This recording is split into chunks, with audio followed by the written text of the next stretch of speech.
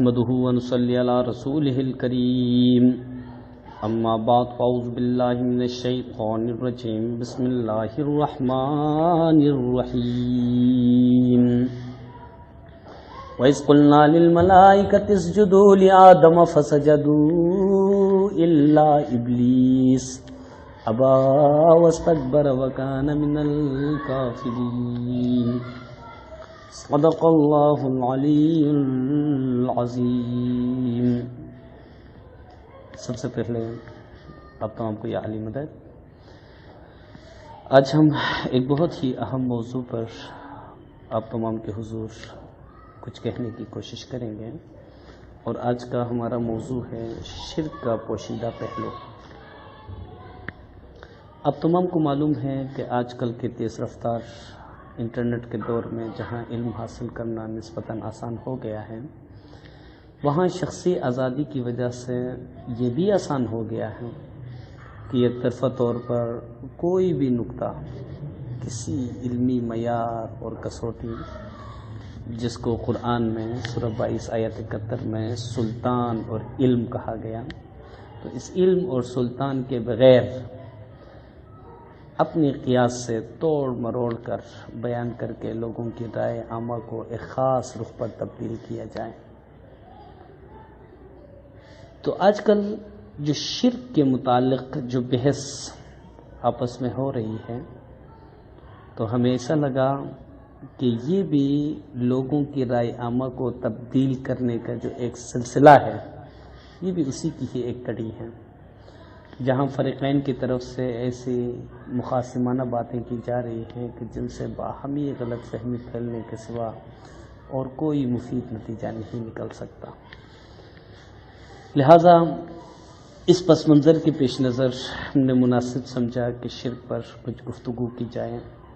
جس میں خالصتاً قرآن مجید اور فرقان حمید سے اور احادیث مبارکہ سے کچھ دلائل دی جائیں، اور قرآن کی ان آیات میں یا ان احادیث میں اگر کسی کو پھر بھی کوئی اس کے بعد بھی کوئی سوالات اس موضوع پر پیدا ہوتی ہیں تو پھر وہ سوالات کر سکتے ہیں۔ تو انشاءاللہ ہم کوشش کریں گے کہ قرآن حکیم کی روشنی میں ان سوالات کو جس طرح بہتر طریقے سے جواب ان کے لیے مہیا کر سکیں، انشاءاللہ ہم ان کے لیے جوابات مہیا کریں گے۔ تو لہٰذا آج ہم کوشش کریں گے کہ لفاظیت سے ہم آج کے اس موضوع کو پاک رکھیں اور سادہ الفاظ میں عام فہم پیرائے میں کچھ علمی نکات بیان کریں، تاکہ جتنے بھی ہمارے سننے والے دوست حضرات ہیں وہ اصل علمی مقصد پر ان کی توجہ مرکوز ہو جائے۔ تو آج کا ہمارا موضوع ہے شرک کا پوشیدہ پہلو۔ شرک کی عام وضاحت یہ کی جاتی ہے کہ ایک خدا کے ساتھ کسی اور کو شریک کرنا شرک ہے، یعنی آپ ایک خدا پر ایمان رکھتے ہو اور خداوند کی ذات کے علاوہ دوسروں کی اگر آپ پوجا کرتے ہیں یا دوسروں کو بھی خدا کے ساتھ کہتے ہیں کہ خدا بھی ہے اور یہ بھی خدا ہے، تو گویا کہ یہ شرک ہے۔ تو یہ وضاحت فی ذاتی ہی غلط تو نہیں، لیکن اس کو کما کانا حقہ نہ سمجھا جائے تو رسول پاک صلی اللہ علیہ وسلم کی تعلیمات سے فائدہ حاصل کرنے کی بجائے ان سے دوری کا باعث بھی یہ تصور بن سکتا ہے، اور امت میں غیر ضروری اختلافات ایسے تصورات کی وجہ سے اٹھ سکتے ہیں۔ اچھا، اب شرک کے حوالے سے سب سے پہلے میں تھوڑی سی وضاحت کروں کہ خدا کے ساتھ کسی اور کو شریک کرنے کا جو عام تصور ہے اس میں عقلی سقم پایا جاتا ہے، یعنی جو کافر ہے سو وہ سرے سے ہی راندہ ہے، سرے سے ہی کافر ہے، وہ تو خدا کو مانتا ہی نہیں ہے، اس لیے اس کو نجات ملنے یا نہ ملنے کی بحث کوئی معنی نہیں رکھتی ہے۔ اگر کوئی شخص خدا کی ذات پہ ایمان نہیں رکھتا ہے تو پھر اس کے حوالے سے کہ وہ نجات اس کو حاصل ہوگی یا نہیں ہوگی، اس کے تمام تر جتنے بھی اعمال ہیں ان کا کوئی فائدہ نہیں ہے۔ دوسرا یہ کہ حضور اکرم صلی اللہ علیہ وسلم کی رسالت کا اقرار کیے بغیر ایک خدا کو ماننے والوں کی نجات کا بھی کوئی امکان نہیں۔ قرآن شریف میں احکام خداوندی کے مطابق حضور صلی اللہ علیہ وآلہ وسلم کی رسالت سے انکار کے بعد باقی ماندہ ادیان عالم کے ماننے والوں کا خدا کے بارے میں جو بھی تصور ہے اس کی بھی کوئی حیثیت نہیں ہے، کیونکہ ان کے لیے نجات کی کوئی امید ہی نہیں ہے۔ اگر کوئی شخص رسول صلی اللہ علیہ وآلہ وسلم کو نہیں مانتا ہے تو وہ ایک خدا کہے یا خدا ہزار کہیں، نہ ایک خدا کہنا اس کے لیے کوئی فائدہ ہے، نہ وہ ہزار خدا کہے تو اس میں اس کے کوئی عمل اس کا کاؤنٹ کیا جائے گا۔ لہذا سارے اعمال کا تعلق رسول صلی اللہ علیہ وآلہ وسلم کی رسالت کے اقرار کے بعد ہے، اور قرآن مجید فرقان حمید میں اس حقیقت کا بیان کچھ اس طرح سے آیا ہے، وَمَن يَبْتَغِ غَيْرَ الْإِسْلَامِ دِينًا فَلَن يُقْبَلَ مِنْهُ وَهُوَ فِي الْآخِرَةِ مِنَ الْخَاسِرِينَ۔ یہ سورہ نمبر 3 سورہ آل عمران کی آیت نمبر 85 ہے۔ اور جو شخص اسلام کے سوا کسی اور دین کا طالب ہوگا اس سے ہرگز قبول نہیں کیا جائے گا، وہ دین ہرگز قبول نہیں کیا جائے گا، اور ایسا شخص آخرت میں نقصان اٹھانے والوں میں ہوگا۔ اچھا، اب دیکھیے کہ اگر کوئی خدا کی خدائی اور رسول صلی اللہ علیہ وسلم کی رسالت کو تسلیم کر کے مسلمان ہو جاتا ہے تو وہ خدا کے ساتھ کس بنیاد پہ شرک کرے گا؟ آپ اس کلیے کو سمجھیں کہ سب سے پہلے رسول صلی اللہ علیہ وسلم کی رسالت کا اقرار کا جو تصور ہے، یہاں تک جتنے بھی ادیان ہیں ان کا خدا کے بارے میں کوئی بھی تصور ہو، ان کے بارے میں خداوند تعالیٰ کچھ بھی ارشاد نہیں فرمائیں گے، کیونکہ یہاں پہ بنیادی بات رسول صلی اللہ علیہ وسلم کی رسالت کی ہے۔ رسالت پر جو اقرار کرے گا،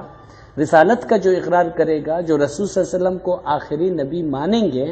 اور اس کے بعد مسلمان ہونے کے بعد وہ شخص کس طرح کہہ سکتا ہے کہ یہ بھی خدا ہے، اس کے علاوہ بھی کچھ خدائیں ہیں، تو وہ کس بنیاد پہ خدا کے ساتھ شرک کرے گا؟ اور دوسرا یہ ہے کہ شرک ہمیشہ ہم جنس اشیاء میں ہو سکتی ہے، یعنی ہم جنس اشیاء ہوں تو وہاں شرک کی گنجائش ہے، یعنی ایک انسان کسی دوسرے انسان کے ساتھ برابری کر سکتا ہے، کسی درخت یا پہاڑ یا سمندر کے ساتھ کوئی بھی ذی شعور انسان برابری کسی بھی منطق سے کر ہی نہیں سکتا۔ لہذا کوئی رسول صلی اللہ علیہ وسلم کی رسالت اور خداوند کی وحدت کو قبول کرے تو وہ کس بنیاد پہ خدا کے ساتھ کسی کو شریک کرے گا؟ اس سے واضح ہوتا ہے کہ شرک کو سمجھنے کے لیے خدا و رسول صلی اللہ علیہ وسلم کے احکامات کو زیادہ دقیق نظر سے دیکھنے کی ضرورت ہے۔ لہذا شرک کی مزید وضاحت کے لیے ایک حدیث شریف کا سہارا لیتے ہیں جو کہ ایک متفق علیہ حدیث ہے۔ حضور اکرم صلی اللہ علیہ وآلہ وسلم فرماتے ہیں، الشرک فی امتی اخفا من دبیب نملۃ سوداء علی صخرۃ صما فی لیلۃ ظلمہ، یعنی شرک میری امت میں اتنا پوشیدہ ہے جیسے کالی رات میں سخت چٹان پر کالی چونٹی کے چلنے کی آہٹ، یعنی اور اسی حدیث کو کچھ الفاظ کے اختلاف سے حکیم نشاپوری نے المستدرک علی الصحیحین حدیث نمبر 32007 کے اندر، اور جلال الدین سیوطی نے جامع الصغیر حدیث نمبر 4934 کے اندر بھی اس حدیث کو بیان کیا گیا ہے۔ البتہ ایک دو الفاظ کا اختلاف اپنی جگہ، لیکن مفہوم سب کا ایک ہی ہے۔ اب چونکہ اس حدیث سے یہ بات تو طے ہو گئی کہ شرک کو گہرائی سے سمجھنے کی ضرورت ہے، اور شرک کا تصور سطحی سمجھ سے بہت گہرا ہے۔ اگر شرک صرف اسی بات پر محدود ہوتا کہ ایک خدا کو جو مانے وہ موحد، ایک خدا کے علاوہ کسی اور کو مانے وہ مشرک، تو رسول کریم صلی اللہ علیہ وآلہ وسلم شرک کو اتنا خفیہ اور پوشیدہ قرار نہیں دیتے، لیکن بیشتر لوگوں نے خود کو شرک کے سطحی سمجھ تک محدود رکھا اور اپنی سمجھ کے مطابق شرک کی قسمیں بیان کی، جیسے کہ شرک اکبر، شرک اصغر، شرک جلی اور شرک خفی وغیرہ۔ اب شرک کی مزید وضاحت کے لیے اس کو گہرائی کے ساتھ سمجھنے کی غرض سے ہم اگر قرآن شریف کی طرف رجوع کرتے ہیں تو قرآن شریف میں ایسے بہت سی آیات شریفہ ہیں جو خدا کو تشبیہ اور حد و صفت سے پاک و برتر قرار دیتی ہیں، جیسے کہ سورہ انعام آیت نمبر 100 میں ارشاد ہے، سبحانہ وتعالی عما یصفون، وہ ان باتوں سے جو اس کی نسبت بیان کرتے ہیں پاک ہے، اور اس کی شان ان سے بلند ہے۔ اور ان میں سے ایک اور نمائندہ آیت جو سورہ اخلاص کی آخری آیت ہے، وَلَمْ يَكُنْ لَهُ كُفُوًا أَحَدٌ، جس میں خداوند تعالی لفظ کفواً فرما کر اپنے آپ کو کسی بھی مثال سے پاک و برتر قرار دیتا ہے۔ ایسے قرآنی احکام سے واضح ہے کہ خدا کسی بھی مخلوق کی مثال بننے سے پاک ہے، خدا کی کوئی مثل نہیں ہے، خدا کا جیسا کوئی نہیں ہے، خدا کا کوئی ہمسر نہیں ہے۔ انہی آیات کو لیتے ہوئے اسلام کی ابتدائی تاریخ میں اہل تعطیل یعنی معتزلہ کے نام سے ایک گروہ بنا جو خدا کی مثال کو کفر اور شرک قرار دیتا تھا۔ یہ گروہ کہتا تھا کہ خدا کسی بھی مثال یعنی کسی بھی خدا کی کوئی مانند نہیں، خدا کی کوئی مثال نہیں، اگر کوئی خدا کی کوئی مثال مقرر کر دے تو وہ مشرک ہے، وہ کافر ہے۔ تو جبکہ دوسری طرف قرآن شریف میں ایسی بہت سی آیات ہیں جو اللہ تعالیٰ کو انسانی صفات سے متصف کرتی ہیں، مثلا خدا کا چہرہ فَأَيْنَمَا تُوَلُّوا فَثَمَّ وَجْهُ اللَّهِ، سورہ 2 کی آیت نمبر 115 میں فرمایا گیا تم جس طرف بھی دیکھو گے خدا کا چہرہ آپ کو نظر آئے گا۔ خدا کے ہاتھوں کی باتیں ہے، بل یداہ مبسوطتان، 5 نمبر 5 کی آیت نمبر 64، خدا کی پنڈلی، یوم یکشف عن ساق وَيُدْعَوْنَ إِلَى السُّجُودِ فَلَا يَسْتَطِيعُونَ، سورہ نمبر 68 کی آیت نمبر 42، خدا کی آنکھیں، سورہ نمبر 20 آیت نمبر 39، خدا کا اترنا، سورہ 2 آیت نمبر 210، خدا کا پہلو جنب اللہ، سورہ نمبر 39 کی آیت نمبر 56، اور خدا کا فرشتوں کے ساتھ آنا، وَجَاءَ رَبُّكَ وَالْمَلَكُ صَفًّا صَفًّا، سورہ 89 کی آیت نمبر 22 وغیرہ۔ ان تمام آیات سے یوں لگتا ہے کہ خدا ایک شخص کی طرح ہے یا ایک شخصیت میں مجسم ہے۔ تو ان آیات کو لیتے ہوئے جو میں نے بیان کیا، مسلمانوں کا ایک اور گروہ بنا جس کے ماننے والے خدا کی تشبیہ کو تسلیم کرتے تھے، اور جو خدا کو تشبیہی صورت میں مانتے تھے، جو خدا کو انسانی صورت میں مانتے تھے، وہ کہتے تھے جب خدا کی آنکھیں ہیں، جب خدا کے ہاتھ ہیں، جب خدا پاؤں رکھتے ہیں، تو لہٰذا خدا ایک انسانی صورت میں ہے، خدا ایک بشری صورت میں ہے۔ تو ان کو اہل تشبیہ یا صفاتیہ کے نام سے جانا جاتا ہے۔ تو ہمارے سامنے دو گروہ ہو گئے، ایک گروہ وہ جو خدا کو ہر چیز سے بالاتر قرار دیتے ہیں، یقیناً قرآن کی آیات سبحان ربک رب العزت عما یصفون اور اس طرح کے بہت سارے آیات کو لے کر وہ کہتے ہیں کہ خدا کی کوئی مانند نہیں ہو سکتا، خدا ہر چیز سے بالاتر ہے۔ اور دوسرا گروہ وہ جو خدا کے ان آیات کو قرآن میں جو بیان کیا گیا ہے خدا کے بارے میں، جس میں خدا کی آنکھیں، خدا کے ہاتھوں کا تصور ہے، ان کو لے کر وہ خدا کو تشبیہی صورت میں مانا۔ تو جو اول الذکر آیات مبارکہ ہیں، تو اہل تشبیہ ان آیات مبارکہ پر ایمان نہیں رکھتے یا خدا کو تعطیلی صورت میں نہیں مانتے، اور اہل تعطیل خدا کو تشبیہی صورت میں نہیں مانتے ہیں۔ حالانکہ قرآن میں اللہ تعالیٰ نے اپنے آپ کو مثال سے پاک بھی قرار دیا ہے، اور اپنی مثالیں بھی قرآن ہی میں خدا نے بیان کیا ہے۔ یہ دونوں آیات قرآن میں موجود ہیں۔ ان آیات کو لیتے ہوئے فریقین نے قرآن کی کچھ آیات کو تو لے لیا اور کچھ کو پس پش ڈال دیا۔ اب اس مرحلے پہ یہ سوال پیدا ہوتا ہے کہ آخر ان دو قسم کی آیات پر بیک وقت کیسے عمل کریں، جبکہ سطحی طور پر دیکھا جائے تو یہ آیات ایک دوسرے کی بظاہر مخالف لگتی ہیں۔ یعنی خدا کو ہر قسم کی مثال سے پاک و برتر قرار دیں تو پھر یہ ممکن ہی نہیں کہ خدا کی کسی مثال کو تسلیم کریں۔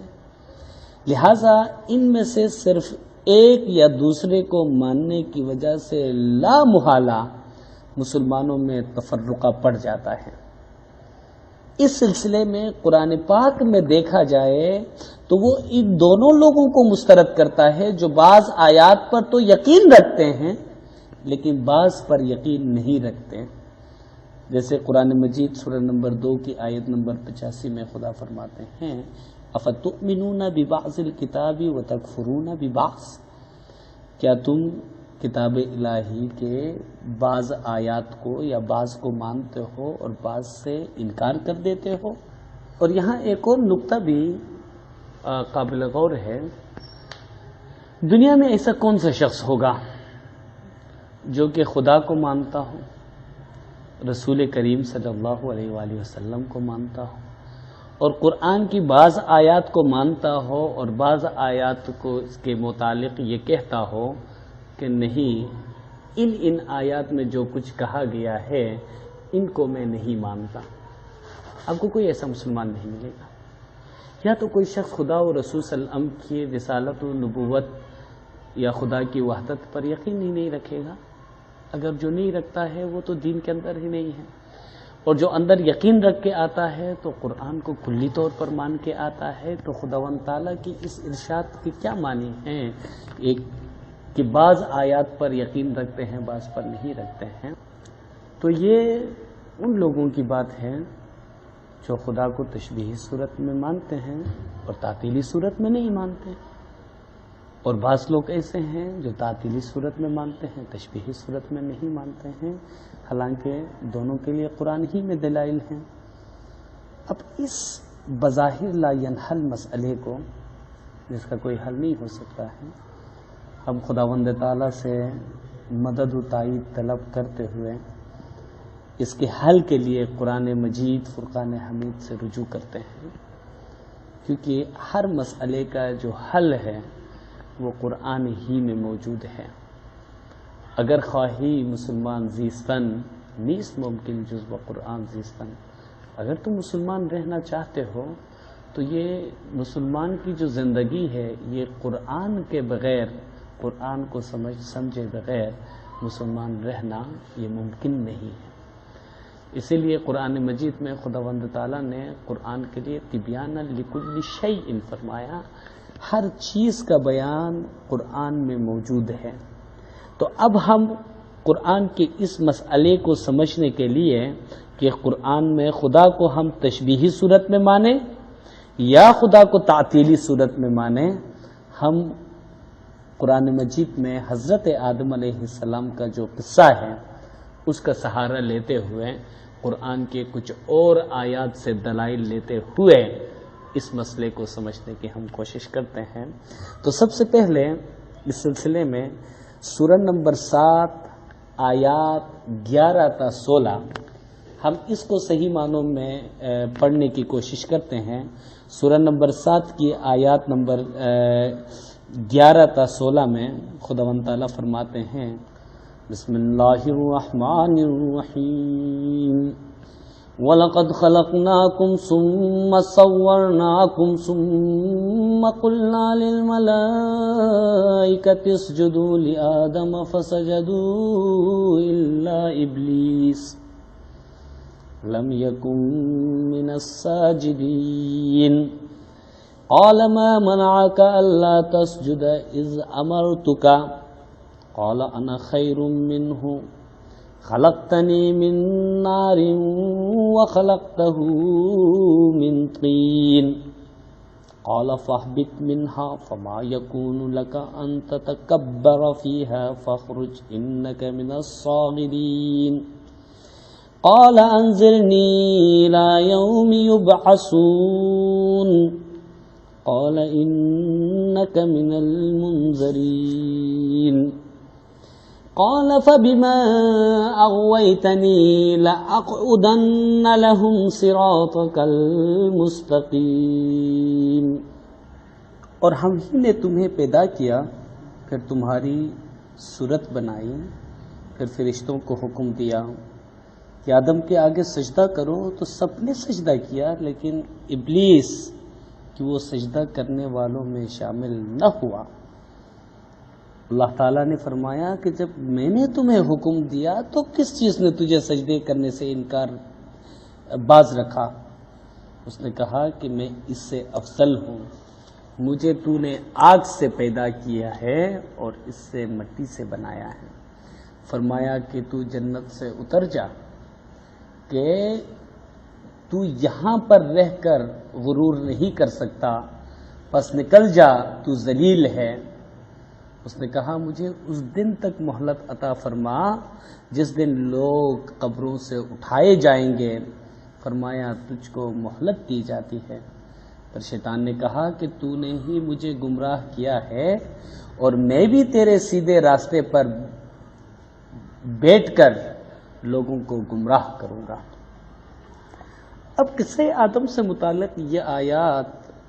شرک کو حقیقی طور پر سمجھنے کے لیے ایک بیش بہان خزانے کی حیثیت سے ہے۔ مثلا یہ کہ آخر شیطان نے ایسی کیا غلطی کی تھی کہ خداوند تعالیٰ نے ایسی سخت سزا مقرر کی۔ موحد کی عام جو تعریف ہے اس تعریف کے مطابق شیطان کا موحد ہے، کیونکہ شیطان نے کبھی بھی خدائے واحد کے لیے سجدے سے انکار نہیں کیا ہے، بلکہ وہ تو سورہ نمبر 15 آیت نمبر 39 کے مطابق خدا کو رب کہا ہے۔ اے میرے رب کہتے ہوئے خدا کے علاوہ کسی اور کو سجدے سے انکار کرتا ہے، غروری صحیح، لیکن خدائے یکتا کے سوا کسی اور کے لیے سجدے سے انکار کرتا ہے۔ اس طرح سے تکبر کا گناہ صحیح، لیکن شرک کے گناہ سے بظاہر شیطان بچا ہوا لگتا ہے۔ اس نے شرک نہیں کیا تھا۔ عام طور پر لوگ کہتے ہیں کہ ایک خدا کو ماننا، اس کے علاوہ کسی اور کے لیے سجدہ نہ کرنا یہ توحید ہے، تو یہ تو شیطان نے بھی کیا تھا، اس نے آدم کو سجدہ نہیں کیا۔ اب مزید برآں شرک سے متعلق تمام قرآنی آیات شریفہ کا جائزہ لیا جائے تو سطحی طور پر ایسا لگتا ہے کہ شرک سے متعلق خدا کے احکامات بظاہر ایک دوسرے کے متضاد ہیں۔ ایک طرف تو خدا اپنے سوا کسی کو سجدے سے منع فرماتا ہے، اور دوسری طرف فرشتوں سے بشمول ابلیس کہتا ہے سجدہ کرو ایسے آدم علیہ السلام کو جس کو میں نے مٹی سے بنایا۔ اب خداوند تعالیٰ کا جو ارشاد ہے، خداوند تعالیٰ شرک کو ناقابل معافی گناہ قرار دیتے ہیں۔ شرک کے متعلق ہم جب دیکھتے ہیں قرآن میں تو سورہ نمبر 4 آیت نمبر 48 میں خداوند تعالیٰ فرماتے ہیں ان اللہ لا یغفر ان یشرک بہ ویغفر ما دون ذلک لمن یشاء ومن یشرک باللہ فقد افترى اثما عظیما۔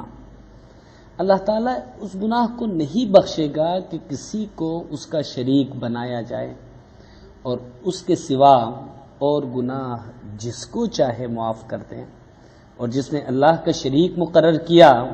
اس نے بڑا بہتان باندھا۔ اس آیت کے مطابق دیکھیں کہ تمام گناہ ماں سوائے شرک کے توبہ کی صورت میں قابل معافی ہیں، یا دوسرے لفظوں میں صرف شرک ہی ہر طرح سے ناقابل معافی گناہ کبیرہ ہے، اور باقی سب گناہ توبہ کے بعد قابل معافی ہیں۔ اس سے معاملہ مزید الجھتا ہے۔ ہم نے دیکھا کہ شرک کے علاوہ شیطان کا آدم کے لیے سجدہ نہ کرنا بھی ناقابل معافی ہے۔ خدا نے ایک تو شرک کو ناقابل گناہ معافی قرار دیا، اور اس کے علاوہ کسی اور گناہ کا ذکر نہیں کیا، لیکن حالات و واقعات سے ہم نے یہ دیکھا ہے، تاریخ سے، قرآن سے، کہ ابلیس کو بھی اس کا جو گناہ تھا وہ معاف نہیں ہوا۔ تو اس سے ہم کیا نتیجہ نکالیں؟ منطقی طور پر دو ہی نتیجے نکلتے ہیں۔ ایک یہ کہ خدا صرف شرک کو ناقابل معافی بنا کر نعوذ باللہ اس اصول میں شیطان کا تذکرہ ڈالنا بھول گیا، یا یہ کہ شیطان کا گناہ بھی بالواسطہ شرک کے زمرے میں ہی آتا ہے۔ اول الذکر نتیجہ محال اور ناقابل تصور ہے، لہذا لا محالہ صرف ایک ہی صورت رہ جاتی ہے کہ شیطان کا گناہ بھی دراصل شرک ہی ہے۔ اب ہم قرآن کی طرف رجوع کریں گے مزید اس حقیقت کو سمجھنے کے لیے کی غرض سے۔ تو ابلیس کے شرک کی تصدیق ہوتی ہے قرآن میں کہ در حقیقت ابلیس مشرک تھا۔ یہ سورہ نمبر 6 آیت نمبر 121، خداوند تعالیٰ فرماتے ہیں بسم اللہ الرحمن الرحیم وَلَا تَأْكُلُوا مِمَّا لَمْ يُذْكَرِ اسْمُ اللَّهِ عَلَيْهِ وَإِنَّهُ لَفِسْقٌ وَإِنَّ الشَّيَاطِينَ لَيُوحُونَ إِلَىٰ أَوْلِيَائِهِمْ لِيُجَادِلُوكُمْ وَإِنْ أَطَعْتُمُوهُمْ إِنَّكُمْ لَمُشْرِكُونَ۔ اور جس چیز پر اللہ کا نام نہ لیا جائے اسے مت کھاؤ کہ اس کا کھانا گناہ ہے، اور شیطان اپنے رفیقوں کے دلوں میں یہ بات ڈالتے ہیں کہ تم سے جھگڑا کریں، اور اگر تم لوگ ان کے کہے پر چلے تو بے شک تم بھی مشرک ہوئے۔ اب یہ کتنے کلیدی آیت ہے۔ یہاں پہ فرمایا گیا ہے کہ اگر تم شیطان کی بات پر چلو گے تو تم مشرک ہو جاؤ گے، یعنی شیطان کی اطاعت کرنے والا مشرک ہو جاتا ہے۔ تو یہ تو اس صورت میں ممکن ہے کہ شیطان خود بھی مشرک ہو، یہ ممکن نہیں ہے کہ شیطان خود مغرور ہو اور اس نے تکبر تو کیا لیکن شرک کے گناہ سے وہ اگر بچا ہوا ہے، تو پھر یہ کیسے ممکن ہے کہ اس کی اطاعت کرتے ہوئے کوئی شخص مشرک بن جائے؟ اور خود شیطان کو جب آدم کو سجدہ نہ کرنے کے نتیجے میں اس کو گمراہ کیا گیا، جب خدا نے فرمایا تو گمراہ ہے، تو اس نے کہا کہ میں تیرے صراط المستقیم میں بیٹھوں گا، میں سیدھے راستے میں بیٹھوں گا، یہ نہیں کہا کہ میں دنیا میں لوگوں کو گمراہ کروں گا۔ تو شیطان صراط المستقیم کے اندر بیٹھ کر لوگوں کے دلوں میں یہ بات ڈالتا ہے کہ آپ آدم کے لیے سجدہ مت کرو، جس طرح وہ خود بھی رب کو مانتا تھا، لہذا ذات سبحان کے حوالے سے کسی کے دل میں شیطان کوئی شک نہیں ڈالتا، بلکہ زمانے کے آدم کے لیے وہ صراط المستقیم میں بیٹھ کر سجدہ کرنے نہیں دے گا۔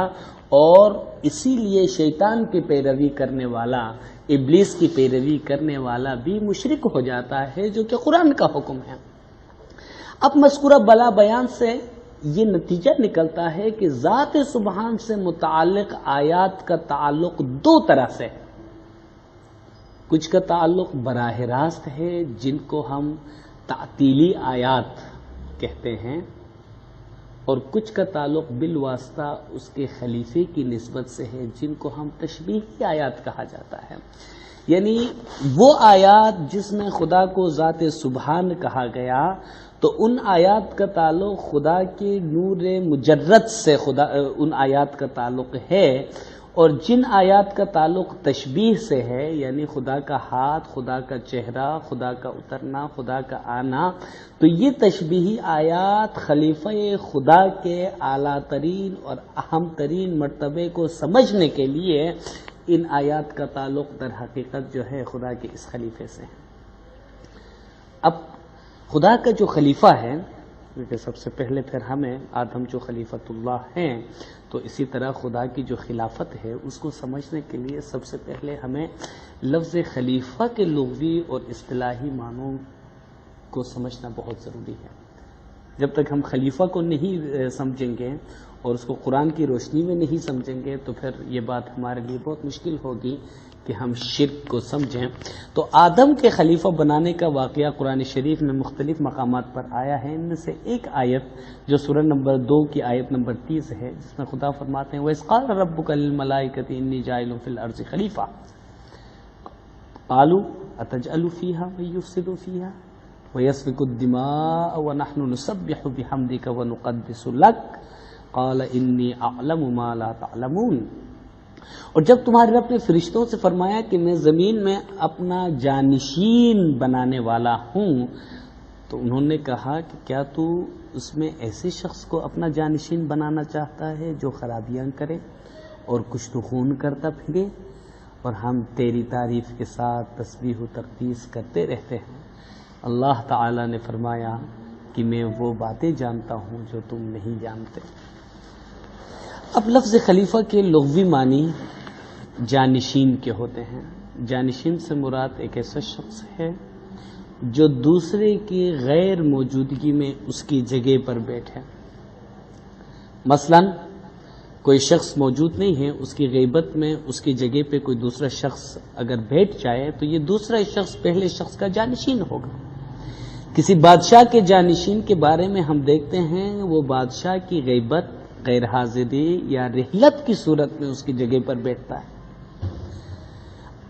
اب جہاں تک خدا کے خلیفے کی بات آتی ہے تو خداوند غیبت و رحلت سے وہ پاک و منزہ ہے۔ ظاہری طور پر ہم کوئی کام کر کے تھک جاتے ہیں تو تھکاوٹ کی بنیاد پہ، تھکاوٹ کی بنا پر ہم اپنی جگہ کسی کو بٹھاتے ہیں یا اپنے کام کسی کو سپرد کرتے ہیں، لیکن خدا رحلت سے، غیبت سے، تھکاوٹ سے،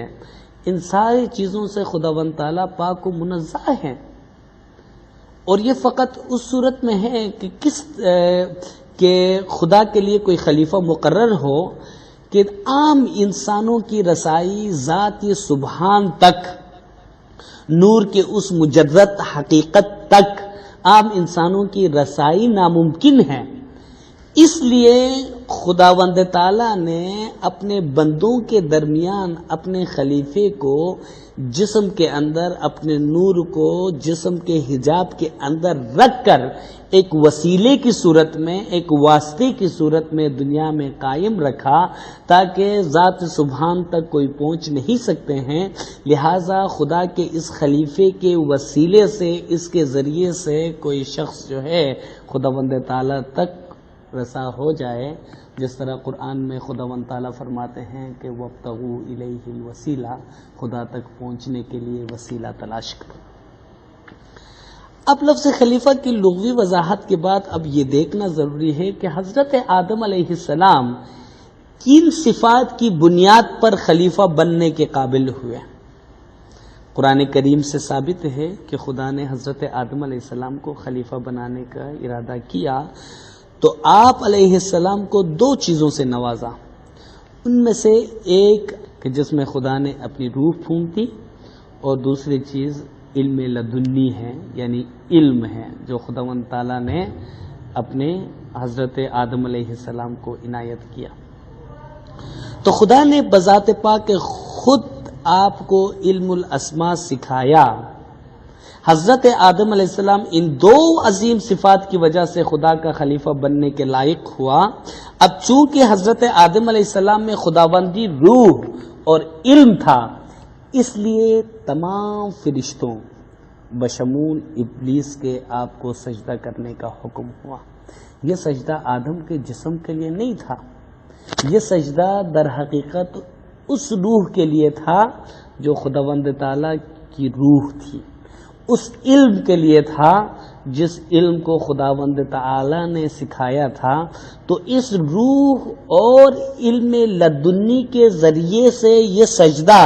در حقیقت خدا ہی کے لیے سجدہ تھا.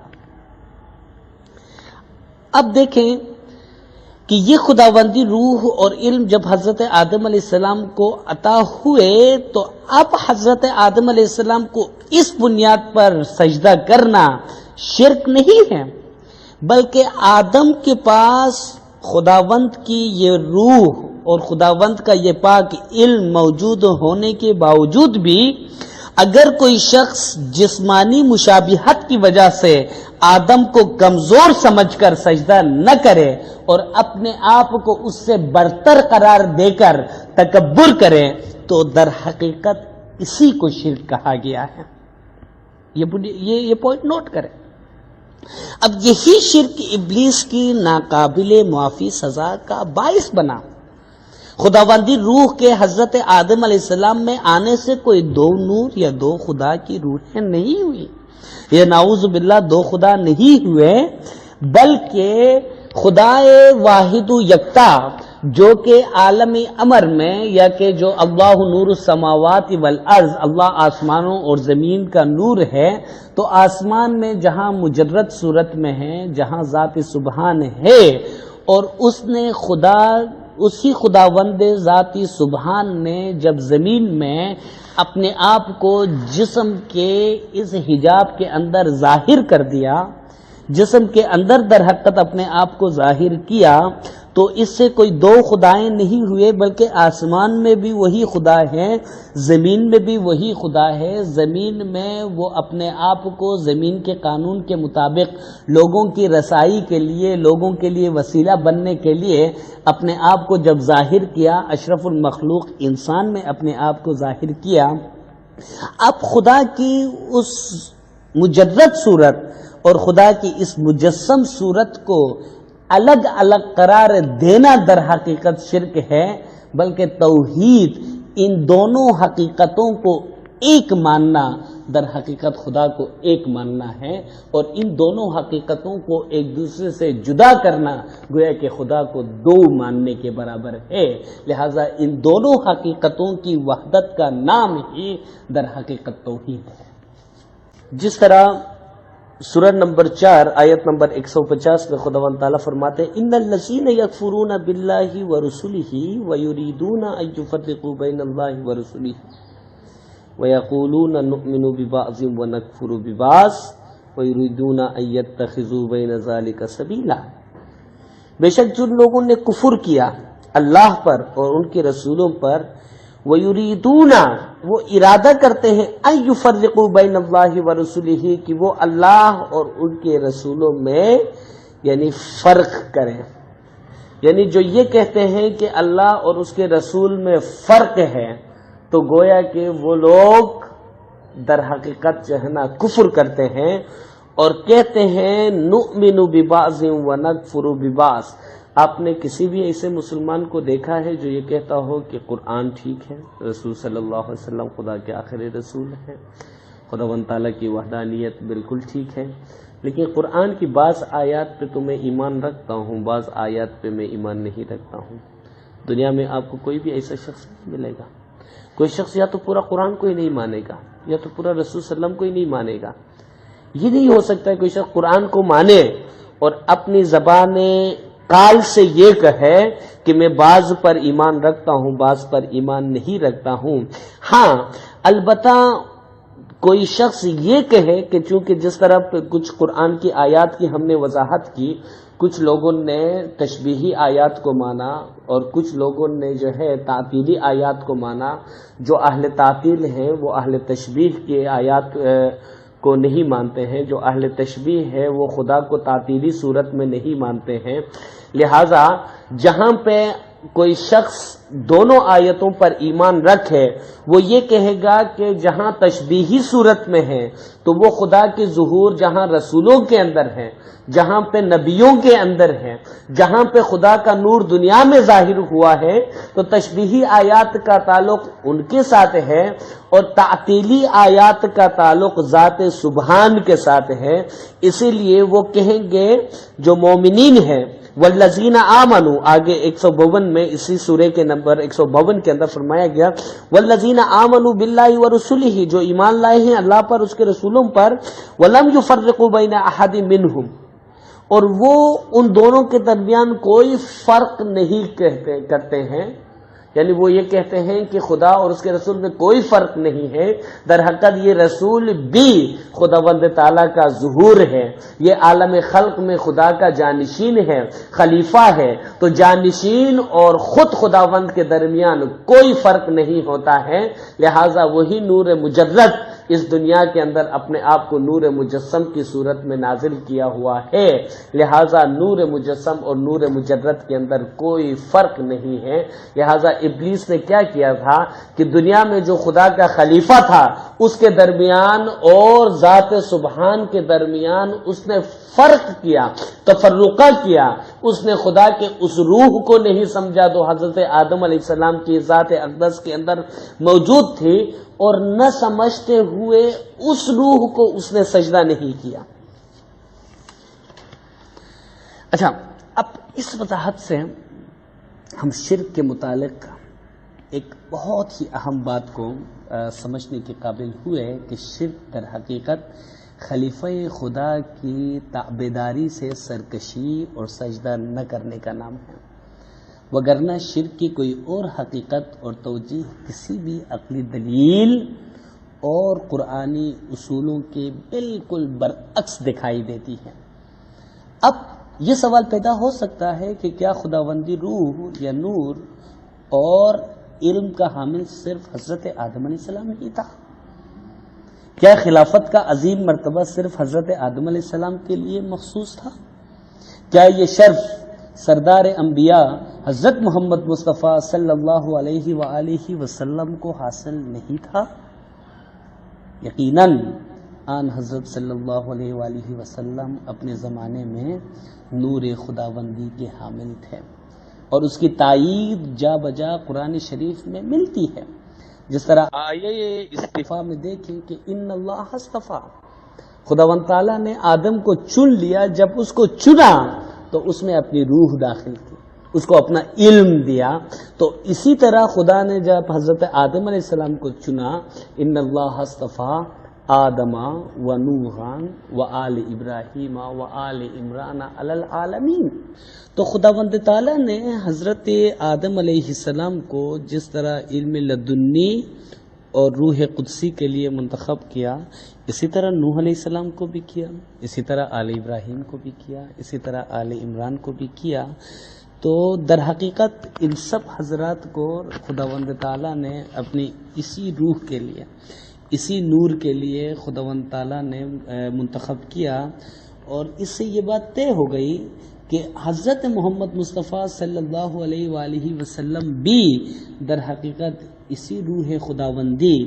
اور اسی علم لدنی کے حامل شخصیت تھی، رسول صلی اللہ علیہ وسلم کی شخصیت۔ اب رسول صلی اللہ علیہ وسلم کے زمانے میں جو لوگ رسول صلی اللہ علیہ وسلم کے جسم کو دیکھ کر اس کے اندر ان دو قوتوں تک ان کی جو نظر نہیں گئی، ان دو قوتوں یا ان دو آسمانی طاقتوں کو نہ سمجھنے کی وجہ سے جو لوگ رسول صلی اللہ علیہ وآلہ وسلم کو کمزور سمجھے اور رسول صلی اللہ علیہ وسلم سے دشمنی کی، تو گویا کہ وہ لوگ بھی در حقیقت مشرک ہی قرار پائے۔ قرآن میں خداوند تعالیٰ فرماتے ہیں یا ایھا النبی انا ارسلناک شاہدا ومبشرا ونذیرا وداعیا الی اللہ باذنہ وسراجا منیرا، اے پیغمبر ہم نے تم کو گواہی دینے والا، خوشخبری سنانے والا، ڈرانے والا بنا کر بھیجا ہے، اور اللہ کی طرف بلانے والا روشن چراغ بنا کر بھیجا ہے۔ یہاں پر خداوند تعالیٰ رسول صلی اللہ علیہ وسلم کو روشن چراغ قرار دیتے ہیں، اور در آیے نور کے اندر، سورہ نور کے اندر، آیے مصباح کے اندر خداوند تعالیٰ اپنے نور کو بھی جو ہے مصباح کہہ کر چراغ قرار دیتے ہیں، لہٰذا یہ بات طے ہو گئی کہ آن حضرت صلی اللہ علیہ وسلم کی جس نے اطاعت نہ کی اور مخالفت کی وہ راندہ ہوا اور دین اور دنیا کی رحمتوں سے ہمیشہ کے لیے محروم ہوا۔ یہ جرم ان معنی میں شرک ٹھہرا کہ حضور صلی اللہ علیہ وسلم جو کہ اپنے زمانے میں خدا کے خلیفہ اور خداوندی روح یا نور کے حامل تھے، ان کی اطاعت نہ کرنا اللہ رب العزت کی اٹل عادت یا سنت ہے، جس طرح سورہ نمبر 33 آیت نمبر 62 میں خدا فرماتے ہیں، اور جو لوگ پہلے گزر چکے ہیں ان کے بارے میں بھی اللہ کی یہی عادت رہی ہے، اور تم اللہ کی عادت میں تغیر و تبدل نہ پاؤ گے، کے مطابق دراصل اللہ تعالیٰ کی اطاعت نہ کرنا قرار پائی۔ جنہوں نے رسول صلی اللہ علیہ وسلم کی اطاعت نہیں کی، گویا کہ انہوں نے خدا کی اطاعت نہیں کی، اور اسی طرح حضور صلی اللہ علیہ وسلم کے دشمن ابلیس کے لشکر میں سے ہو گئے، اور حضور صلی اللہ علیہ وسلم چونکہ خداوندی نور کے حامل تھے یا روئے زمین پر مظہر نور خدا تھے، اس لیے رسول صلی اللہ علیہ وسلم کا ہاتھ خدا کا ہاتھ، سورہ 48 کی آیت نمبر 10، رسول صلی اللہ علیہ وسلم کی محبت اللہ کی محبت، سورہ 3 کی آیت نمبر 31، رسول صلی اللہ علیہ وسلم کی اطاعت اللہ کی اطاعت، سورہ 4 کی آیت نمبر 80، رسول صلی اللہ علیہ وسلم کا قول خدا کا قول، سورہ نمبر 53 کی آیات 3 تا 4، اور رسول صلی اللہ علیہ وسلم کا فعل خدا کا فعل قرار پایا، سورہ نمبر 8 آیت نمبر 17۔ ان تمام دلائل سے اب یہ بات حتمی طور پر واضح ہو گئی کہ جو افضلیت حضرت آدم علیہ السلام کو حاصل تھی وہ حضور صلی اللہ علیہ وآلہ وسلم کو بھی ہر حوالے سے حاصل تھی، یعنی حضور صلی اللہ علیہ وسلم اپنے زمانے میں مظہر نور خدا اور خلیفہ خدا تھے، اس لیے آپ کی اطاعت دراصل اللہ کی اطاعت قرار پائی، جس طرح قرآن میں خداوند تعالیٰ فرماتے ہیں من یطیع الرسول فقد اطاع اللہ، سورہ 4 کی آیت نمبر 80 ہے، جو شخص رسول صلی اللہ علیہ وسلم کی فرمانبرداری کرے گا تو بے شک اس نے اللہ کی فرمانبرداری کی، جس نے رسول صلی اللہ علیہ وسلم کی فرمانبرداری کی گویا اس نے خدا کی فرمانبرداری کی۔ اس آیت کے حوالے سے روایت ہے کہ ایک دفعہ حضور صلی اللہ علیہ وسلم نے فرمایا کہ جس نے مجھ سے محبت کی اس نے اللہ سے محبت کی، اور جس نے میری اطاعت کی اس نے اللہ کی اطاعت کی۔ تو منافقون نے کہا کہ کیا آپ اس شخص کی بات نہیں سن رہے ہو، اس نے شرک کا ارتکاب کیا ہے جبکہ اس نے خود خدا کے علاوہ کسی کی عبادت کرنے سے منع کیا ہے، یہ چاہتا ہے کہ ہم اسے اپنا رب مانیں جس طرح نصارہ نے عیسیٰ کو اپنا رب مانا تھا۔ اس کے نتیجے میں یہ آیت نازل ہوئی تھی وَمَن تَوَلَّىٰ فَمَا أَرْسَلْنَاكَ عَلَيْهِمْ حَفِيظًا، اور جو لوگ منہ موڑ کر جائیں ان پر ہم نے تمہیں حفاظت کرنے والا مقرر نہیں کیا ہے۔ کتاب تفسیر الکشاف زمخشری کی یہ تفسیر الکشاف کے اندر ہے، اور تفسیر انوار التنزیل و اسرار التعویل بیضاوی تفسیر سورہ نساء آیت نمبر 80 کے حوالے سے تفسیر کے اندر یہ موجود ہے۔ تو لہٰذا دیکھیے کہ آج زمانے کے انسان کامل کو سجدہ کرنا، خدا کو سجدہ کرنا، اس کی اطاعت کرنا، خدا کی اطاعت کرنا، اس سے محبت کرنا، خدا سے محبت کرنا، اس کا دیدار کرنا، خدا کا دیدار کرنا،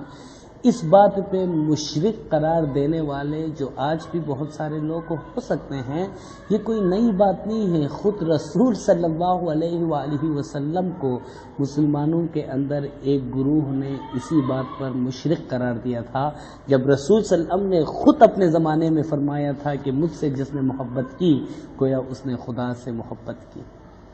اب ممکن ہے کہ ایک خلش سوچنے والوں کے دل میں اب بھی موجود ہو، وہ یہ کہ کیا ہم کہہ سکتے ہیں کہ اب منکرین رسالت یعنی لشکر ابلیس موجود نہیں، یا یہ کہ ابلیس سے اب شرک یعنی خلیفہ وقت کا امتحان ٹل گیا ہے، یا یہ کہ خدا کی سنت میں کوئی بنیادی تبدیلی آ گئی ہے۔ ہو سکتا ہے کوئی سوچے کہ یہ پیغمبروں کے زمانے تک یہ بات محدود تھی، اب خلیفہ خدا دنیا میں نہیں، یہ کسی کے ذہن میں یہ بات پیدا ہو سکتی ہے۔ اب ان تمام باتوں کے جواب کے لیے ہم ایک بار پھر قرآن شریف سے رجوع کریں گے، تو سورہ رعد کی جو آخری آیت ہے اس میں خداوند تعالیٰ کا یوں ارشاد ہے وَيَقُولُ الَّذِينَ كَفَرُوا لَسْتَ مُرْسَلًا قُلْ كَفَى بِاللَّهِ شَهِيدًا بَيْنِي وَبَيْنَكُمْ ومن عندہ علم الکتاب، اور کافر لوگ کہتے ہیں کہ تم اللہ کے رسول نہیں ہو۔ کہہ دو میرے اور تمہارے درمیان اللہ اور وہ شخص جس کے پاس کتاب کا علم ہے گواہ کے طور پر کافی ہے۔ اس آیت پہ تھوڑا غور کیا جائے تو کچھ نتائج ہم اخذ کر سکتے ہیں۔ اب پہلا نتیجہ، گواہی کے اسلامی اصول کے مطابق کسی بھی واقعے کے دو عادل گواہ لازمی ہیں۔ اللہ تبارک و تعالی نے ایک گواہ اپنے آپ کو مقرر کر کے نہ صرف رسول صلی اللہ علیہ وسلم کی رسالت کی اہمیت کو اجاگر کیا ہے، بلکہ دوسرے گواہ کی بھی اسی سے ظاہر ہو رہی ہے، دوسرے گواہ کی عظمت بھی، یعنی دوسرے گواہ کی عظمت بھی در حقیقت خداوند تعالیٰ کے اس ارشاد میں ظاہر ہے کہ وہ اللہ تعالیٰ کے ساتھ رسول صلی اللہ علیہ وآلہ وسلم کی رسالت کی گواہی دے سکتا ہے۔ اب حضور صلی اللہ علیہ وسلم کی رسالت کی سچی گواہی وہی شخص دے سکتا ہے جو حضور صلی اللہ علیہ وسلم کی رسالت کے تمام روحانی واقعات بشمول واقعہ معراج اور حضور صلی اللہ علیہ وسلم پر ہونے والی خداوندی وحی کا چشمدید گواہ۔ جب رسول صلی اللہ علیہ وسلم کو رسالت مل رہی تھی، جب خداوند تعالیٰ رسول صلی اللہ علیہ وسلم کو رسالت عطا کر رہے تھے، جب عرش پر خداوند تعالیٰ نے رسول صلی اللہ علیہ وآلہ وسلم کو بلایا تھا، تو اس واقعے کا چشمدید گواہ ایک تیسرا شخص بھی ہے جس کے پاس علم الکتاب ہو۔ بصورت دیگر ان تمام مراحل کو اس نے نہ دیکھا ہو، ان تمام معجزات کو نہ دیکھا ہو، تو پھر ایسے شخص کی گواہی جھوٹی اور قیاس پر مبنی ہوگی، وہ سچی گواہی نہیں ہو سکتی، کیونکہ کتاب اللہ میں ہر چیز کا علم موجود ہے۔ آپ سورہ 6 کی آیت نمبر 59 اور سورہ 16 کی آیت نمبر 89 میں اس حقیقت کو آپ خود دیکھ سکتے ہیں۔ تو وہ شخص بھی یقیناً کلی علم کا مالک ہوگا۔ جب قرآن میں ہر چیز کا بیان ہے، قرآن میں ہر چیز کا علم موجود ہے، تو رسول صلی اللہ علیہ وآلہ وسلم کی معجزات اور رسول صلی اللہ علیہ وسلم کی رسالت کے تمام واقعات بھی قرآن کے باطن میں موجود ہیں۔ لہٰذا یہ جو شخص جس کے پاس علم الکتاب ہے، تو وہ کتاب اللہ یعنی قرآن مجید کے علم کا مکمل عالم ہوگا، ورنہ کتاب کے علم کے ناقص دعویٰ کرنے والے ہر کس و ناقص دنیا میں موجود ہیں۔ ناقص علم کا یعنی علم کے ناقص دعویٰ کرنے والے کہ جو علم میں پختہ نہیں ہیں، علم میں ابھی تک ناقص ہیں، ایسے دعوے کرنے والے تو ہر کس و ناقص دنیا میں آپ کو ملیں گے، لیکن اس شخصیت کی شان یہ ہے کہ یہ کتاب کلی علم رکھتا ہے، چاہے اس میں تشبیہات ہوں، چاہے اس میں حروف مقطعات ہوں، چاہے اس کے اندر ظاہری آیات ہوں، یہ تمام علوم کے مالک ہیں۔ لہذا کتاب اللہ کے نامکمل علم کے حامل گواہ کی گواہی رسالت کی جھوٹی گواہی ہوگی۔ لہذا آج خداوند تعالیٰ کے ساتھ رسول صلی اللہ علیہ وآلہ وسلم کی رسالت کی گواہی کے لیے کوئی شخص دعویٰ کرتا ہے کہ میرے پاس وہ علم الکتاب ہے، تو پھر اس کو یہ بھی ظاہر کرنا ہوگا کہ کتاب کا کلی علم، کہ جس میں ہر قسم کے کوئی بھی علم اس کے دسترس سے باہر نہ ہو، ایسا ہی کوئی شخص دعویٰ کر سکتا ہے۔ لہٰذا یہ شخصیت کتاب الہی کے علم کا مالک بھی ہونا چاہیے۔ اب چونکہ آپ سب دیکھتے ہیں رسالت کے منکرین آج موجود ہیں، بہت سارے لوگ رسالت سے انکار کرتے ہیں۔ اچھا، اس لیے ہم یہ نہیں کہہ سکتے ہیں کہ اب گواہ کی چندان ضرورت نہیں ہے۔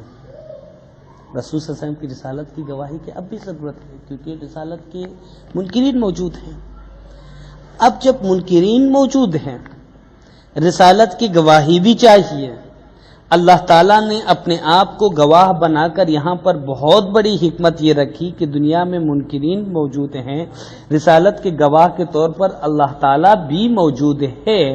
تو پھر جب اللہ تعالیٰ بھی ہے اور منکرین بھی ہیں، تو پھر یہ کیسے ممکن ہے کہ یہ شخص جو کہ دوسرے گواہ کے طور پر ہے، یہ دنیا سے غائب ہو گیا اور یہ دنیا میں موجود نہ ہو، تو اس شخصیت کا بھی دنیا میں حی حاضر ہونا، جس کے پاس کتاب کا کلی علم ہے اور جس کے پاس علم الاسماء ہو، جس کے پاس روح القدس ہو، ان دو طاقتوں، ان دو خداوندی عطا اور خداوندی نوازشات کے حامل اس شخصیت کا ہمیشہ دنیا میں ہونا یہ لازمی امر ہے۔ اچھا، اگر کوئی یہ کہے نعوذ باللہ منہا کہ اس آیت خداوندی میں کے مطابق کہ آج دوسرا گواہ موجود نہیں ہے، تو اس آیت میں یہ سقم رہ جائے گی کہ منکرین رسالت بھی ہیں، ایک گواہ بھی ہے اور دوسرا گواہ حاضر نہیں، اور رسالت کی سچی گواہی نہ ہونے کی وجہ سے منکرین پر رسالت کے منکر ہونے کا کوئی گناہ اب باقی نہیں رہا۔ یہ امر محال اور قرآنی تعلیم کے بالکل منافی ہے، لہٰذا یہ لازمی ہے کہ اللہ تبارک و تعالی اور وہ شخص دونوں دنیا میں رسالت کے گواہ کے طور پر ہمیشہ موجود ہوں، تاکہ آفاق میں رسالت کی گواہی ہمیشہ ہمیشہ کے لیے برقرار رہے۔ اب مذکورہ نقطے سے یہ بات بھی سمجھ میں آ گئی کہ اس شخص کے پاس کتاب اللہ کا علم ہونا ایک مستقل آسمانی منصوبے کے تحت ہے۔ زمانے کے علمی تقاضوں کے مطابق کتاب اللہ کے علم کی گتھیاں سلجھا کر وہ شخص ہمیشہ ان لوگوں کو کتاب اللہ کا علم دے سکتا ہے جو اس سے صدق دل سے رجوع کریں، اور یوں رسالت کی عملی گواہی پروردگار کے حکم سے ہمیشہ ہمیشہ وہ شخص دے سکتا ہے۔ ایسا شخص جو رسول صلی اللہ علیہ وسلم کی رسالت کا عادل گواہ ہو، یعنی حضور صلی اللہ علیہ وآلہ وسلم پر گزرنے والے روحانی واقعات جیسے کہ واقعہ معراج اور وحی کا چشمدید گواہ اور کتاب الہی کا کلی علم رکھتا ہو، کیا وہ اس قابل نہیں ہے کہ تمام لوگ اس کی شناخت کریں؟ کیا وہ اس قابل نہیں کہ روئے زمین پر خدا کی خلافت کو ہمیشہ قائم رکھیں؟ کیا وہ اس قابل نہیں کہ مومنین ان کو سجدہ اطاعت کریں تاکہ شرک جیسے گناہ کبیرہ سے بچے رہیں اور حضور صلی اللہ علیہ وآلہ وسلم کی رسالت کی رحمتوں سے ہمیشہ ہمیشہ کے لیے فیضیاب ہو سکیں؟ اب ان تمام دلائل سے جو ہم نے یہاں پہ جو دلائل دیے، یہ بات سمجھ میں آ گئی کہ قرآن کی وہ آیات جو رب ذوالجلال کی شخصی تمثیل پیش کرتی ہیں، وہ دراصل اس خداوندی مظہر نور کی طرف اشارہ کرتی ہیں جو دنیا میں خلیفہ خدا کی شکل میں مجسم ہیں، کیونکہ حضرت امام جعفر صادق علیہ السلام نے فرمایا کہ التوحید بین تشبیہ و تعطیل، توحید تشبیہ اور تعطیل کے بیچ میں ہے۔ کچھ لوگوں نے تشبیہی صورت میں مانا، کچھ خدا کو تعطیلی صورت میں مانا،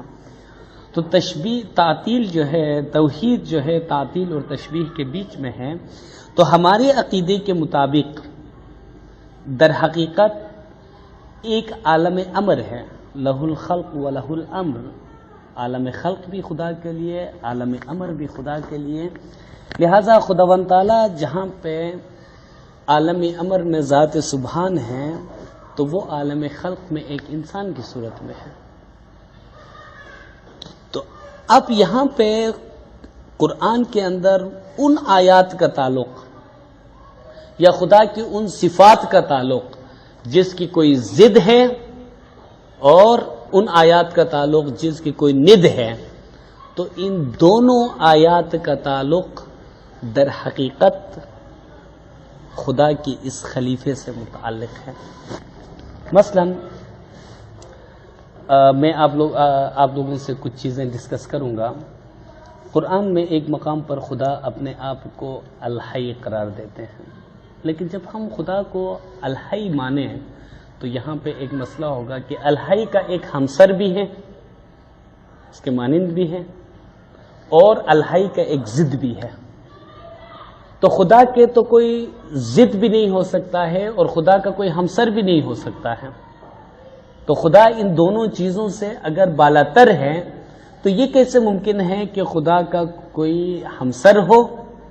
اور خدا کی کوئی ضد ہو؟ مثلا خدا کو اگر آپ الہی کہیں تو قرآن میں خدا نے شہداء کو زندہ قرار دے کر، جہاں خدا اپنے آپ کو زندہ قرار دیتے ہیں تو وہاں پہ شہداء کو بھی زندہ قرار دے کر ان کو مردہ مت کہو کہ بلکہ وہ زندہ ہیں. تو لہٰذا یہ شہداء جو زندہ ہیں تو یہ خدا کو بھی زندہ کہیں تو یہ خدا کے ہمسر بنیں گے. اور زندگی کے جو ضد ہے وہ موت ہے، تو موت گویا کہ اس کی ضد ہے، اور دوسرے جتنے بھی شہداء زندہ ہیں وہ خدا کے ہمسر ہیں. یہ کیسے ممکن ہے؟ خدا نے خود فرمایا کفوا احد، اس کا کوئی ہمسر نہیں ہے. لہذا اس آیت کا تعلق اس نور مجرد کے ساتھ ہے، عالم امر کے ساتھ ہے، تو وہاں خدا کا کوئی ہمسر نہیں ہے. لیکن جہاں پہ خدا نے اپنے آپ کو الہی قرار دیا تو یہ اس خلیفے کی حیثیت سے جو دنیا میں اس کا نمائندہ ہے، یہ در حقیقت اس ہستی کے لیے ہے. لہذا یہ جو شہداء کو بھی زندہ کہا گیا ہے یہ ذات سبحان کے ہمسر نہیں ہے. اب خدا کو آپ نور بھی نہیں کہہ سکتے ہو، کیونکہ نور کے ایک ضد ہے اور وہ ظلمت ہے. اور خدا قرآن میں فرماتے ہیں کہ یوم تری المؤمنین والمؤمنات یسعی نورہم بین ایدیہم وبایمانہم، کہ اس دن مومنین و مومنات کا نور ان کے آگے اور داہنے طرف دوڑ رہا ہوگا. تو ذات سبحان جو کہ کفواً احد ہے، اس کا کوئی ہمسر نہیں ہے، یہ کس طرح ممکن ہے کہ اس کا بھی نور ہو اور مومنین و مومنات کا بھی نور ہو؟ یہ پاسبل نہیں ہے. لہذا خدا کی نمائندگی میں جو نور ہے وہ بھی خدا کا وہ خلیفہ ہے جو زمانے میں جسم کے اندر جہاں پہ خدا کی خلافت کا ظہور ہے. اور اسی طرح خدا کو علیم بھی نہیں کہہ سکتے، کیونکہ خدا نے قرآن کے اندر بہت سارے علماء کا بھی ذکر کیا ہے. تو خدا کی وہ تمام صفات کا تعلق بھی در حقیقت عالم خلق کے اندر خدا کے اس جانشین کے متعلق ہے، کیونکہ قرآن میں خدا نے خود اپنے آپ کو زدائن سے پاک رکھا ہے. مثلا خدا نے فرمایا کہ الذی خلق الموت والحیات لیبلوکم ایکم احسن عملا. خدا تو وہ ہے جو حی اور میت دونوں کو پیدا کرنے والا ہے. تو جو حی اور میت دونوں کو پیدا کرنے والا ہے تو یہ ہر صورت میں الحی اور میت دونوں سے پاک و بالاتر ہے. لہذا خدا کی جو وحدت کی ہم بات کر رہے ہیں، ہاں البتہ خدا کا یہ جو خلیفہ ہے اس نمائندگی میں خدا کے تمام صفات کا ظہور ہوتا ہے. لہذا جس مقام پر خدا کے صفات کا ظہور ہے اس کو اور اس ذات سبحان کو ایک ماننا، یہ در حقیقت خداوند تعالیٰ کی توحید ہے. اب دیکھیے کہ بعض لوگ کہتے ہیں کہ کس طرح خدا کے اس خلیفے سے مدد مانگی جائے. خدا کے اس خلیفے سے مدد طلب نہیں کی جا سکتی ہے. وکفا باللہ، اللہ ہی کافی ہے. تو اچھا اگر اللہ ہی کافی ہے تو اللہ تعالی اپنے تمام انبیاء، اپنے اولیاء، اپنے ائمہ، ان سب کو اپناتے ہوئے کافی ہے یا تنہا ذات سبحان جو کہ مجرد حیثیت سے ہے اس حالت میں کافی ہے؟ اگر خدا اس حالت میں کافی ہے تو ہدایت کے لیے کسی کو بھیجنے کی پھر کیا ضرورت تھی؟ لہذا جہاں پہ وکفا باللہ تو خداوند تعالیٰ کا جو مکمل ایک نظام ہے اس نظام کے ساتھ خداوند تعالیٰ کافی ہے. جس طرح قرآن میں فرمایا گیا ہے کہ یا اللہ وَأَخْرِجْنِي مُخْرَجَ الصِّدْقِ وَاجْعَل لِّي مِن لَّدُنكَ سُلْطَانًا نَصِيرًا. تو پیغمبروں نے دعا کی کہ یا اللہ آپ ہمارے لیے اپنے پاس سے سلطان اور نصیر کو مقرر کریں. تو جو حجت، جو دلیل یا جو بادشاہ خدا کی طرف سے سلطان حیثیت سے ہو اس سے مدد مانگنا شرک ہے یا عین توحید ہے؟ خدا کی طرف سے جو نصیر آئے تو اس سے نصرت طلب کرنا یہ شرک ہے یا توحید ہے؟ جو خدا کی طرف سے نصرت لے کر آیا ہے یہ در حقیقت خدا ہی کا نمائندہ ہے، خدا ہی کی صفات کا مظہر ہے، یہ مان کر اس ہستی کو، اس نصیر کو، اس خدا کے ساتھ اس سلطان کو در حقیقت جو ہے اس ذات سبحان سے الگ تصور نہ کرنا، یہ عین توحید ہے۔ اور جس کو خدا اپنے پاس سے مدد دینے کے لیے مقرر کرے تو اس سے مدد مانگنا یہ کس طرح شرک ہو سکتا ہے؟ تو لہذا دیکھیے کہ قرآن میں بارہا مقامات پر، بارہا جگہوں پہ خدا نے فرمایا کہ آپ اللہ کو چھوڑ کر غیر اللہ سے آپ کچھ طلب نہ کریں، کچھ نہ مانگیں۔ تو اب یہاں پہ بات یہ ہے کہ جہاں پہ غیر اللہ کی بات قرآن میں خدا نے کی تو ہم تو مظہر اللہ کی بات کرتے ہیں، خدا کے مظہر کی بات کرتے ہیں، خدا کے خلیفے کی بات کرتے ہیں، خدا کی طرف سے بھیجے ہوئے نمائندے کی بات کرتے ہیں۔ اب قرآن کی ایک آیت کے اندر دیکھیے کہ خدا بارہا جگہوں پہ قرآن میں، بارہا مقامات پہ خداوند تعالیٰ نے فرمایا یذل بہ کثیرا ویہدی بہ کثیرا، خدا جسے بہت ساروں کو گمراہ کرتا ہے، جسے چاہتا ہے بہت ساروں کو ہدایت دیتا ہے۔ تو جہاں خدا ہدایت دیتا ہے، خدا کے صفاتی ناموں میں سے خدا کا ایک نام ہادی ہے، اور جہاں خدا گمراہ کرتا ہے تو خدا کا نام مضل کیوں نہیں ہے؟ جب مضل خدا کا نام نہیں ہے، مضل شیطان کو جب خداوند تعالیٰ نے کہا، لیکن خدا فرماتے کہ میں جسے چاہتا ہوں گمراہ کر دیتا ہوں، تو پھر شیطان کو مضل کیوں کہا خدا نے جبکہ ہادی خدا کا نام ہے؟ اس کا مطلب یہ ہوا کہ خدا کی خدائی کے اندر مضل اور ہادی دونوں ایک دوسرے کے مقابلے میں ہیں۔ فَأَلْهَمَهَا فُجُورَهَا وَتَقْوَاهَا، اچھائی اور برائی، بدی اور تقوی دونوں کو خدا نے الہام کیا۔ تو تقوی جہاں پہ ہادی کی صورت میں ہے، برائی جہاں پہ مضل کی صورت میں ہے، ان دونوں کو خداوند تعالیٰ نے نازل فرمایا، ان دونوں کو خداوند تعالیٰ نے دنیا میں بھیجا ہے۔ لہٰذا جہاں مضل کے پاس یہ قوت ہے کہ من شر الوسواس الخناس الذی یوسوس فی صدور الناس، کہ جو جنات میں سے ہے اور انسانوں میں سے ہے اور جو لوگوں کے دلوں میں وسوسہ ڈال سکتا ہے، تو خدا کے ہادی کے پاس بھی یہ طاقت ہو کہ وہ لطیف صورت میں جنات کی صورت میں بھی ہو اور وہ انسانی صورت میں بھی ہو اور لوگوں کے دلوں کے اندر داخل ہو کر وہ ہدایت ڈال سکے۔ اگر خداوند تعالیٰ مضل کو یہ طاقت دے کہ وہ لوگوں کے دلوں کے اندر وسوسہ ڈال سکے اور ہادی کے پاس یہ طاقت موجود نہ ہو کہ وہ لوگوں کے دلوں کے اندر داخل ہو کر ہدایت ڈالنے کی طاقت ہادی کے پاس نہ ہو، تو یہ خداوند تعالیٰ کی طرف سے ایک بہت بڑی ناانصافی ہوگی۔ لہذا یہ ہادی کے پاس بھی یہ طاقت در حقیقت دنیا میں وہ ہمیشہ، جس طرح شیطان ہمیشہ انسانی صورت میں ہے تو ہادی کا بھی ہمیشہ انسانی صورت میں حی و حاضر ہونا، یہ خداوند تعالیٰ کی سنت کے عین مطابق ہے۔ اب دیکھیے کہ خداوند تعالیٰ نے ان دو قسم کے آیات کا تذکرہ فرما کر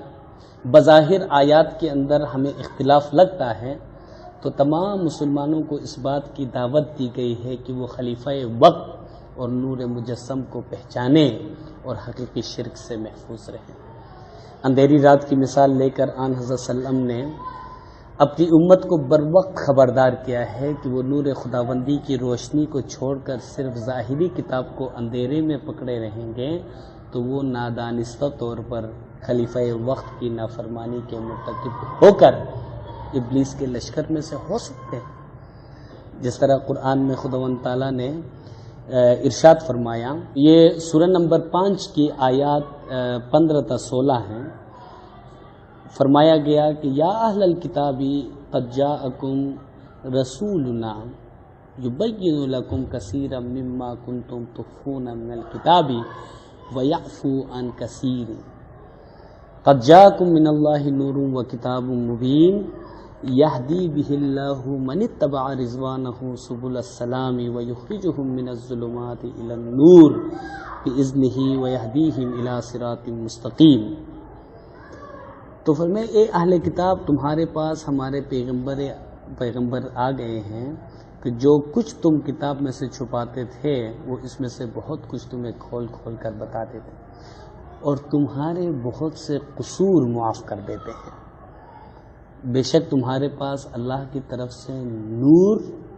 اور روشن کتاب آ چکی ہے، جس سے اللہ اپنی رضا پر چلنے والوں کو نجات کے راستے دکھاتا ہے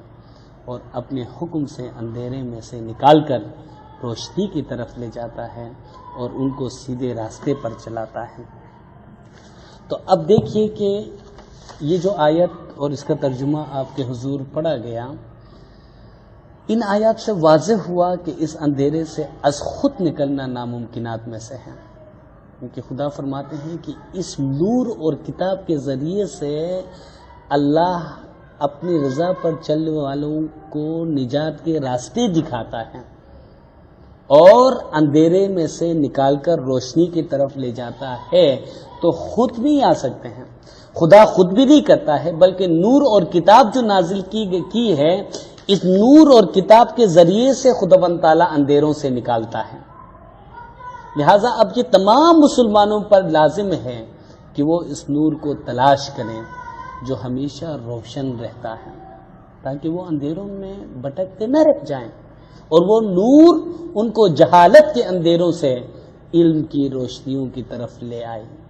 خداوند تعالیٰ کی طرف سے یہ ضمانت ہے کہ یہ نور کسی بھی وقت یا زمانے میں انکار کرنے والوں کی کسی بھی کوشش سے بجھنے والا نہیں، بلکہ وقت کے ساتھ ساتھ یہ نور روشن اور تکمیل کی طرف اور بھی آگے بڑھنے والا ہے۔ جس طرح سورہ نمبر 9 کی آیت نمبر 32 کے اندر خداوند تعالیٰ فرماتے ہیں، یریدون ان یطفئوا نور اللہ بافواہہم وَيَأْبَى اللَّهُ إِلَّا أَن يُتِمَّ نُورَهُ وَلَوْ كَرِهَ الْكَافِرُونَ۔ یہ لوگ چاہتے ہیں کہ اللہ کے نور کو اپنے منہ کے پھونکوں سے بجھا دیں، اور اللہ اپنے نور کو پورا کیے بغیر رہنے کا نہیں، اگرچہ کافروں کو برا ہی لگے۔ اب یہ کیسے ممکن ہے کہ خدا نور مجرد حیثیت سے، جہاں تک کسی کی رسائی نہ ہو، جہاں کوئی پہنچ نہ سکے، جہاں تک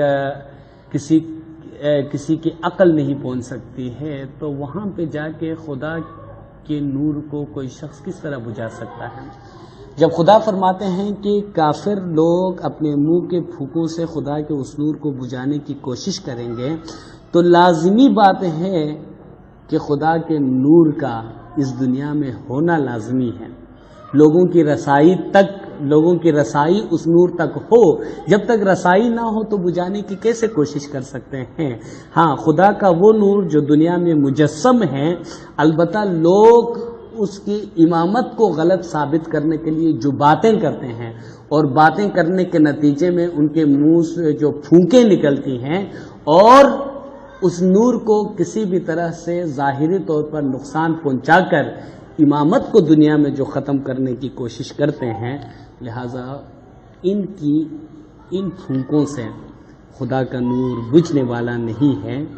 اور خدا اپنے نور کو مکمل کرے گا، چاہے کافروں کو برا بھی کیوں نہ لگے۔ نور خدا ہے کفر کی حرکت پہ خندزن، پھونکوں سے یہ چراغ بجھایا نہ جائے گا۔ لہٰذا ہم تمام اپنے مسلمان بھائیوں سے، جتنے بھی ہمارے دوست احباب ہیں، سب سے درخواست کرتے ہیں کہ ان نکات پر وہ کسی بھی مسلک کا خول چڑھائے بغیر غور کریں، اور کوئی سوال ہو تو ضرور سامنے لائیں۔ ہم انشاءاللہ ہر اس سوال کا جواب دینے میں بہت خوشی محسوس کریں گے جو خالصتاً علمی تشنگی کو بجھانے کی غرض سے کیا گیا ہو۔ ہم نے شرک پر جو ایک مختصر تعارف پیش کیا ہے، اگرچہ قرآن شریف میں باقی تمام علوم کی طرح شرک کے حوالے سے بھی بیش بہا علم سے مملو بہت سارے موتیاں آپ کو ملیں گی، لیکن چونکہ ہم امید کرتے ہیں کہ اس مختصر وضاحت کی اگر پذیرائی ہوئی تو ہم ان نکات پہ بھی ضرور روشنی ڈالنے کی کوشش کریں گے، مگر وقت کی قلت کو پیش نظر رکھتے ہوئے ہم نے تھوڑا بہت کچھ جو وضاحت کرنے کی جو تھوڑی بہت کچھ کوشش کی ہے، ہم اسی پر ہی اکتفا کرتے ہیں، اور کوشش کرتے ہیں کہ آگے بھی ہم اس سلسلے کو مزید بڑھا سکیں آپ تمام کی مدد و یاری سے، اور انشاءاللہ ہم اس سلسلے کو مزید آگے بڑھائیں گے۔ بہت بہت شکر گزاری آپ تمام کو، یہ عالی مدد۔